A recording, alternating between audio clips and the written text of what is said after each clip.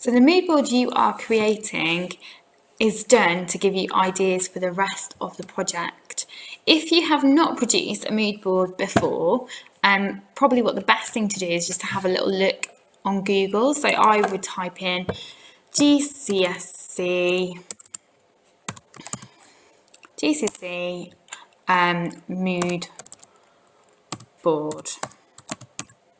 Let's have a little look at what comes up. You could also type in GCSE art mood board. There's some really interesting ones that come up, and hopefully that will give you some kind of an idea what a mood board is about. But it's basically just a collection of imagery to actually give you ideas for a project. And I'll talk now about the best way and easiest way to construct one of these. Okay, so a really good place to start for your mood board is to actually look at your mind map. So this is my map on fantastic food. So within my mood board, I'm going to look at each one of these areas, and I'm going to try and collect imagery for those areas. So the first area that I've decided to look at is going to be cupcakes. Okay, so sweet treats. Now, you can either look for these on Google, you can find lots of interesting pictures on Google. I really like Pinterest. It's a really good way of organising your imagery. If you are over the age of 13, you can set up a free account, and it's really worthwhile doing. We use a lot of these boards as the starting points for projects, so it'd be really good if everybody could try and set up a Pinterest account. You can download an app to your phone. I've got an app on my phone that I find really useful, or alternatively you can also do it on the computer as well. If you want to if you want to search for something in particular, so if I want to look for, I've already started looking at it, cupcake photography,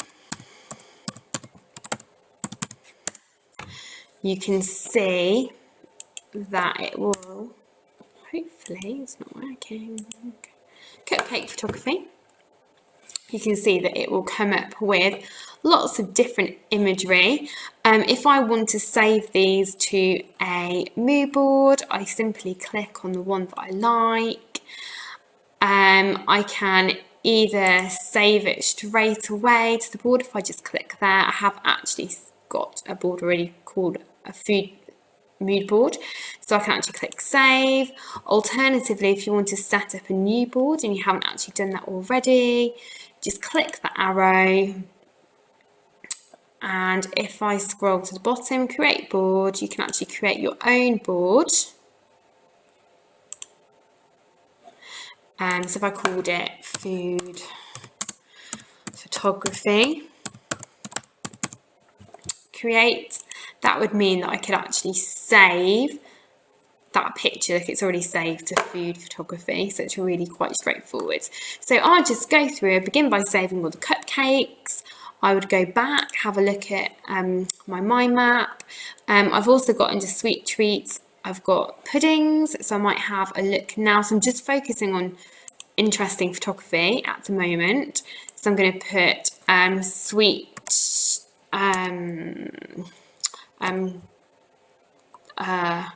desserts, photography. I'm putting photography because I'm thinking you might get some really good quality photos that way. Oh no, whoopsie. Watch your spelling of desserts, because it's double S. Obviously I did that on purpose. Desserts, photography, there we are. Not deserts. And then I can simply just save these. So this one here I think is a really interesting picture, and I'm going to click the arrow, I'm going to choose the board that I'm going to save it on. I'm actually going to save it on my food mood board here. So I'm just going to click save, and this will give you lots of interesting ideas for when you actually come to take photographs of food. Okay, another really good one that I forgot to put on to the mind map is actually like still life.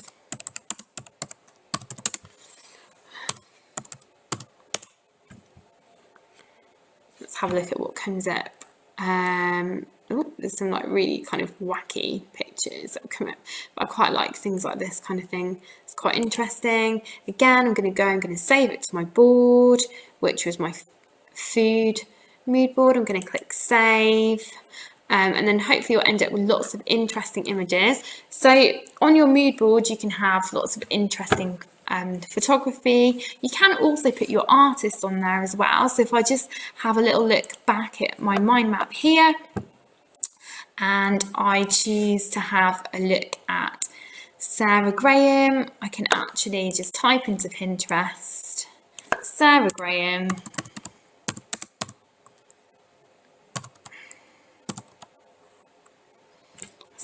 artist. That's not Sarah Graham. This is Sarah. Okay, maybe if I just type in Sarah Graham, let's try Sarah Graham, see what comes up. Here we are. Okay, so she normally photographs sweets and that kind of thing close up. And again, I'm going to save this one to my food mood board. I'm going to click save. And then eventually, if you click on your face here, have a look at your mood board, you can actually see all the pins that you've saved. So you can see it's actually a really quick and easy and effective way of saving lots and lots of pictures. Now, if I want to add these to my mood board, obviously you can put them onto a PowerPoint and print them out. Or if you want to do a digital mood board, really easy. You just open up your picture, right click, copy. And then I can actually now just paste that onto my mood board. So it's really, really quick and simple. I would say this is probably the most straightforward way to do it. If you want to do your mood board in something like Photoshop, or you're really good on something different, then go for it. If you want to print it out and actually stick things on, then you can also do that. Okay, so we spoke a little bit on my PowerPoint about potentially sticking things on, and you can actually have a little look at this student here. If I just zoom in, she has actually she's kind of stuck beads onto her work and lots of interesting things. So you could maybe stick some sweet wrappers onto your work, or you could maybe think about actually sticking, I don't know, coffee granules on there. Okay, so you could actually be quite creative with what you're adding to your work. So the whole idea of your mood board is that eventually you'll end up with something like this kind of thing that you will inspire you for the future. Okay, so that afterwards you can actually take some really good quality photos because you've looked at some really good photos to give you inspiration for your own artwork. Okay, I hope that makes sense. Any questions, then please do ask us. Thank you.